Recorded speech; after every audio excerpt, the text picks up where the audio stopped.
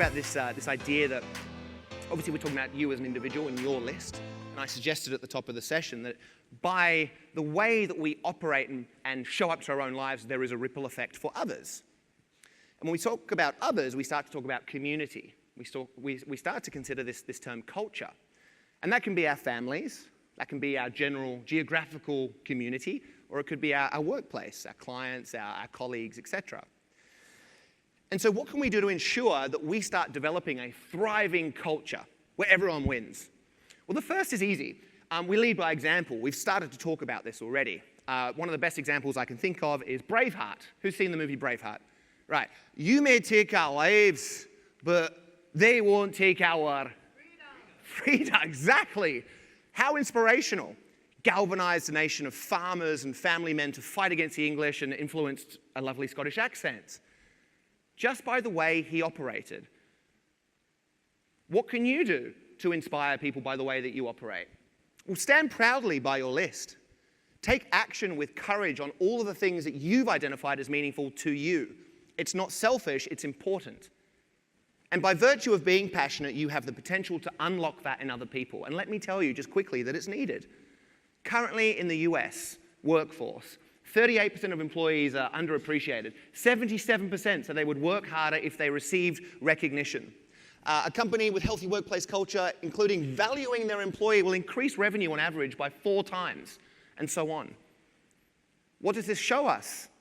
That in or out of the workplace, as people, we want to be seen, we want to be heard, we want to be given a voice, we want to be understood, we want to be acknowledged and valued. And so as leaders of a family, people in a community, or of course in the workplace, how do we do that for others? Well, we give them a framework that allows them to show who they truly are, to discover and be who they are. We support that. We create the opportunity and inclusion for them to come along with us on the journey. Braveheart didn't just inspire, because inspiration is not enough by itself. He equipped people to then take action.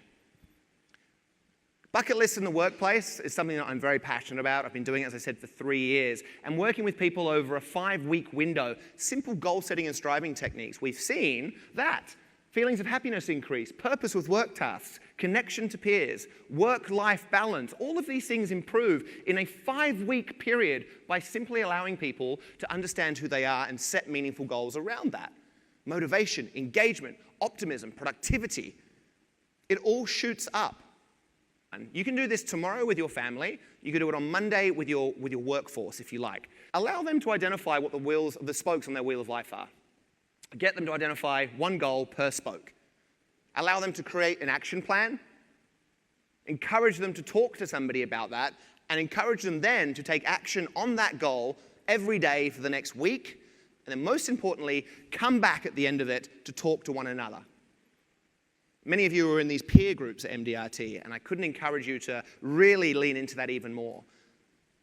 I guarantee that if you do this over a 7-week period with people in your family, your friends, or your colleagues, you'll do it for a 2nd week, a 3rd week, and a 4th week, because you will feel seen, valued, acknowledged, as will those people around you.